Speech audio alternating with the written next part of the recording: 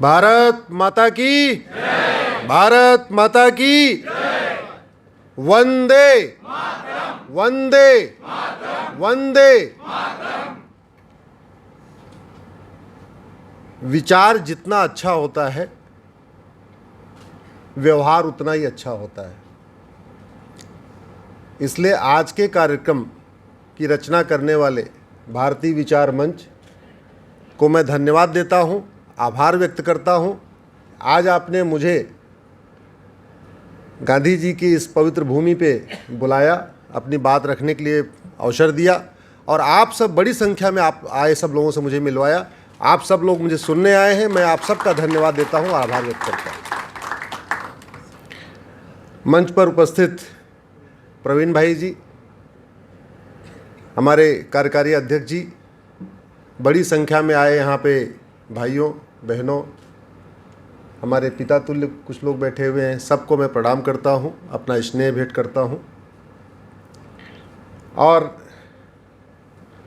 मैं सोच रहा था बात कहाँ से शुरू करूँ, तो बात चूँकि ये कार्यक्रम की रचना भारतीय विचार मंच ने किया है। एक माननीय प्रधानमंत्री जी ने एक सपना लिया है और बार बार वो रिपीट कर रहे हैं, हमें एक भारत बनाना है और श्रेष्ठ भारत बनाना है। 4 शब्द है, लेकिन अगर आप उसको पीस में तोड़िए तो उसमें 2 बातें हैं, एक भारत बनाना है और अगले 1-1.5 घंटे तक आप लोग केवल हमें सुनिए मत, लगातार हम संवाद करेंगे। जब मैं भी कुछ बोलूँ थोड़ा जोर से बोलिए, मैं उस तरीके का नहीं, बौद्धिक नहीं करता कि बस मैं बोलता जाऊँ आप सुनते जाएं, ऐसे नहीं। जब भी मैं कह रहा हूँ तो आप बोलिए, एक भारत और इतना तेज बोलिए कि आपकी आवाज़ लगभग 1 करोड़ लोगों तक जाने वाली है। हमारे 2 मित्र आए हुए हैं दिल्ली से, इनके खुद के 5 मिलियन सब्सक्राइबर हैं, इसके अलावा और अलग अलग यूट्यूब चैनलों पे जाएगा। तो आपकी तालियों की आवाज़, आपकी उत्तर, ये इतना तेज होना चाहिए कि मेरे माइक तक आ जाए। अब एक भारत कैसे बनेगा और श्रेष्ठ भारत कैसे बनेगा? एक भारत तब बनेगा जब भारत का प्रत्येक नियम कानून सबके लिए एक होगा, और श्रेष्ठ भारत तब बनेगा जब प्रत्येक नियम कानून, प्रत्येक व्यवस्था, शिक्षा व्यवस्था, प्रशासनिक व्यवस्था, न्यायिक व्यवस्था, सारी व्यवस्था वो श्रेष्ठतम होगी। तो एक न्यायिक व्यवस्था होगी, एक पुलिस सिस्टम होगा, एक जुडिशियल सिस्टम होगा, एक एडमिनिस्ट्रेटिव सिस्टम होगा, एक एजुकेशन सिस्टम होगा, यानी 1 नेशन 1 एजुकेशन होगा, 1 नेशन 1 जस्टिस सिस्टम होगा, 1 नेशन 1 पुलिस कोड होगा, 1 नेशन 1 एडमिनिस्ट्रेटिव कोड होगा, 1 नेशन 1 जुडिशियल कोड होगा, तब तो 1 नेशन बनेगा। लेकिन जब बेस्ट पुलिस सिस्टम होगा, बेस्ट जुडिशियल सिस्टम होगा, बेस्ट एजुकेशन सिस्टम होगा, बेस्ट सारी चीजें बेस्ट होगी, तब क्या बनेगा? श्रेष्ठ भारत।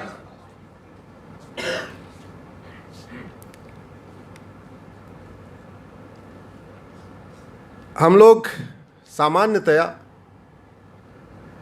ये बात करते हैं आज की डेट में, नई जनरेशन, अरे तुम्हारे पास कौन सा फ़ोन है? बोले जी मेरे पास 55,000 वाला है, मेरे पास 60,000 वाला है, मेरे पास इतने हज़ार वाला है। हम ये पूछना ही भूल गए कि तुम्हारे घर में कौन सा वेद है? 18 पुराण में से कितने पुराण है? मोबाइल पे कंपटीशन हो रहा है, मेरे पास सैमसंग का है, मेरे पास आईफोन है, मेरे पास फला है, मेरे पास फला है। दूसरे से पूछ रहे, अच्छा तूने कौन सा लिया, तूने कौन सा लिया, तूने कौन सा लिया? लेकिन ये पूछ ही नहीं रहे कि तुम्हारे पास रामचरितमानस वाल्मीकि जी वाला है कि तुलसी जी वाला है। 4 वेदों में से कितने वेद तुमने खरीद लिया, कितने पुराण खरीद लिए, क्या क्या खरीद लिए? एक मोबाइल की कीमत में, और आज की डेट में प्रत्येक परिवार में 5 से 6 मोबाइल है, एक मोबाइल की कीमत में 4 वेद, 18 पुराण, भगवत गीता, रामचरितमानस, वाल्मीकि रामायण, सब खरीदा जा सकता है। खरीदा जा सकता है कि नहीं? कड़वी बात सुनने के लिए तैयार है ना? अगले 1-1.5 घंटे तक कड़वी कड़वी बातें सुनने के लिए तैयार है कि नहीं? इधर से कुछ भी मीठा झूठ नहीं आएगा, मीठा झूठ नहीं, सब कुछ कड़वा कड़वा कड़वा कड़वा। आप लोग मीठा खाने वाले हैं, इसलिए आज हमें कम से कम बियर करिए, हमें बर्दाश्त करिए अगले 1-1.5 घंटे तक कड़वी बात सुनने के लिए। गुजरात के लोग। अच्छा, दूसरी बात, आपसे हम जो बात करने वाले हैं हम आपसे नहीं कर रहे। आप तो केवल इतने लोग बैठे हुए हैं। हम आपसे जो बात कर रहे हैं वो हम कर रहे हैं 1 करोड़ लोगों से बात कर रहे हैं। मैंने आपको पहले बताया लगभग 1 करोड़ लोग हमारे कार्यक्रम को देखते हैं पूरे देश भर में। तो हम चर्चा केवल आपसे नहीं कर रहे हैं। अगर कोई बात ऐसी लगे नहीं ये तो मैं फॉलो करता हूं, तो मैं आपसे कर ही नहीं रहा हूं, उसको आप ये मानिए कि मैं आपसे नहीं कह रहा हूं, वो मैं किसी और, इतना बड़ा भारत है, कश्मीर से कन्याकुमारी, कच्छ से कामरू तक सबसे कर रहा हूं।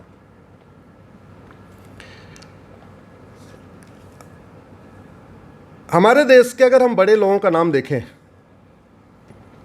अंबानी साहब, अदानी जी, बिरला, गोयनका, महिंद्रा, बांगड़, बजाज, दमानी जी, शिव नाडार, जिंदल, संघवी, अब आजकल उसमें नए नाम जुड़ गए हैं, रामदेव जी और आचार्य बालकृष्ण जी। इन सारे नामों में एक चीज कॉमन है, और यह बात मुझे कल फ्लाइट में बैठे बैठे समझ में आई।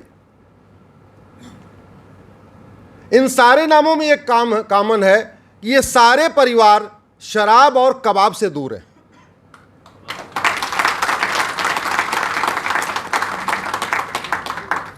फिर मैंने थोड़ा और चिंतन किया तो पता चला भारत के अंदर आप देखिए, जिन राज्यों में शराब और कबाब ज्यादा है वहां अशांति है, अपहरण ज्यादा है, बलात्कार ज्यादा है, हत्या ज्यादा है, जमीन पे कब्जे ज्यादा है, अशांति ज्यादा है, बदहाली ज्यादा है, सब कुछ ज्यादा है।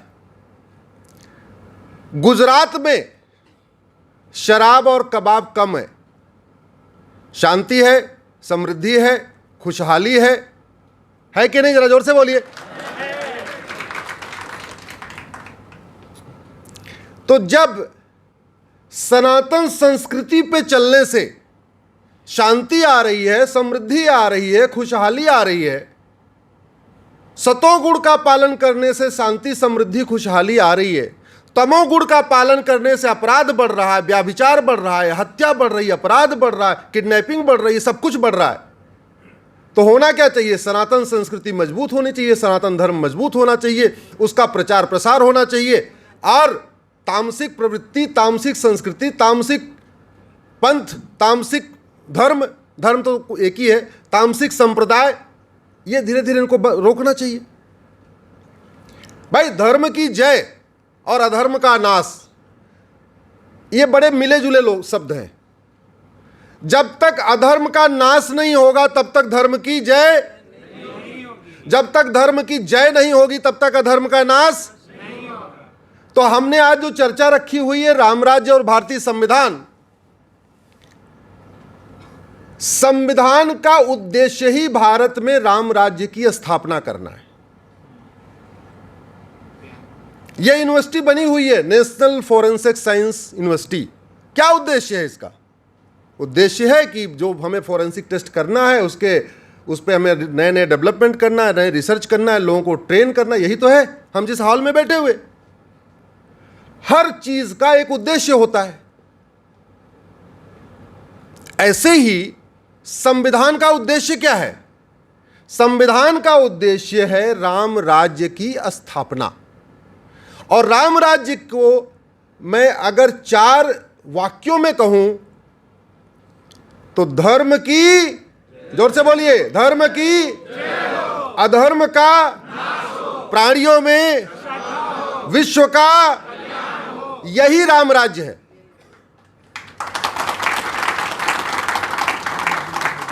यानी हमारा संविधान हमारी सरकारों से कहता है, केंद्र सरकार से और राज्य सरकार से, ऐसी नीतियां बनाओ जिससे धर्म की, ऐसे कानून बनाओ हत्या के खिलाफ, बलात्कार के खिलाफ, अपहरण के खिलाफ और किडनैपिंग के खिलाफ, ब्लैक मनी के खिलाफ, हवाला के खिलाफ, जिससे अधर्म का नाश हो। ऐसी शिक्षा व्यवस्था स्थापित करो, ऐसी एजुकेशन सिस्टम इंप्लीमेंट करो जिससे प्राणियों में सब, और ऐसी पॉलिसीज बनाओ, इकोनॉमिक पॉलिसीज, इन्वायरमेंटल पॉलिसीज, बाकी एडमिनिस्ट्रेटिव पॉलिसी, जिससे विश्व का दुनिया का कोई भी संविधान विश्व कल्याण की बात नहीं करता, दुनिया का कोई भी रिलीजन विश्व कल्याण की बात नहीं करता। केवल सनातन धर्म ही कहता है विश्व का। और वसुधैव कुटुंबकम, वसुधैव कुटुंबकम की धारणा और किसी भी धार्मिक किताब में नहीं है। नारी तू नारायणी किसी धार्मिक किताब में नहीं है।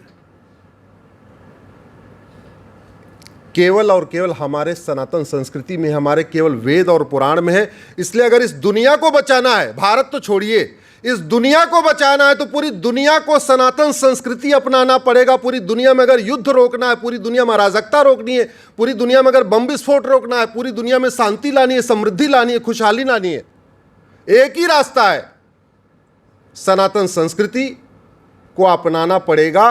तभी इस दुनिया में शांति होगी।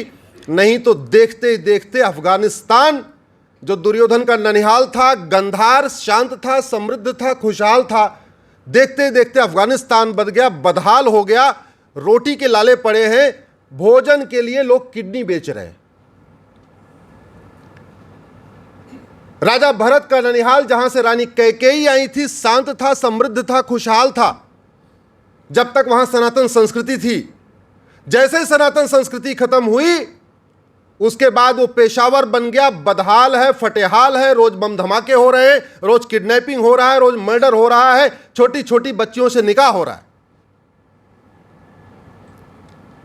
जब वो तक्षशिला था, जब वहां सनातन संस्कृति थी, वो अध्ययन का दुनिया का सबसे बड़ा सेंटर था। 2,500-3 हजार साल पहले वहां मेटलर्जी पे रिसर्च होता था, केमिस्ट्री पे रिसर्च होता था, इकोनॉमिक पॉलिसी पे डिस्कशन होता था। और एक जमाना तो ऐसा था जब पूरी दुनिया में जो मंत्री होते थे राजाओं के, वो तक्षशिला के ही पढ़े हुए होते थे। राजाओं में एक समय ऐसा था कि एक कंडीशन थी, मंत्री केवल 2 जगह का प्रोडक्ट होना चाहिए, या तो तक्षशिला का या तो नालंदा का। फर्स्ट प्रायोरिटी होती थी तक्षशिला, सेकंड प्रायोरिटी होती थी नालंदा। और जब वो तक्षशिला था तो मैंने कहा ना, शांति थी, समृद्धि थी, खुशहाली थी। भारत की जीडीपी दुनिया की 38% थी। लेकिन जब वो रावलपिंडी बन गया, रोज बम धमाके हो रहे हैं, फ्राइडे को तो 100% बम धमाके हो रहे हैं, अशांति है, बदहाली है, बलात्कार है, व्याभिचार है, ड्रग स्मगलिंग हो रही, सब कुछ हो रहा है। तो सनातन धर्म के सिकुड़ने का, सनातन धर्म के खत्म होने का सीधा सीधा परिणाम आम आदमी को भोगना पड़ रहा है, सीधा सीधा। इसलिए भारतीय विचार मंच को मैं धन्यवाद देता हूं कि आप लगातार ऐसी चर्चाएं करते हैं। और क्योंकि जब चर्चा होगी, जब विचार आएंगे, उसी से ही लोगों का व्यवहार बदलेगा। जब लोगों का व्यवहार बदलेगा, फिर डिस्कशन होगी, तर्क शक्ति बढ़ेगी, लोग तार्किक रूप से सोचेंगे, तो स्वाभाविक सी बात है अधर्म का नाश होगा और धर्म की जय होगी। इसलिए भारतीय विचार मंच धर्म की जय और अधर्म के नाश के लिए जो काम कर रहा है, उसके लिए मैं बहुत बहुत धन्यवाद देता हूँ, बहुत बहुत आभार व्यक्त करता हूँ। और आज वादा करता हूँ, भारतीय विचार मंच का पूरे भारत में जहाँ भी कार्यक्रम होगा, मेरी फर्स्ट प्रायोरिटी होगी। मैं सारे कार्यक्रम छोड़ के सबसे पहले भारतीय विचार मंच कार्यक्रम में जाऊँगा।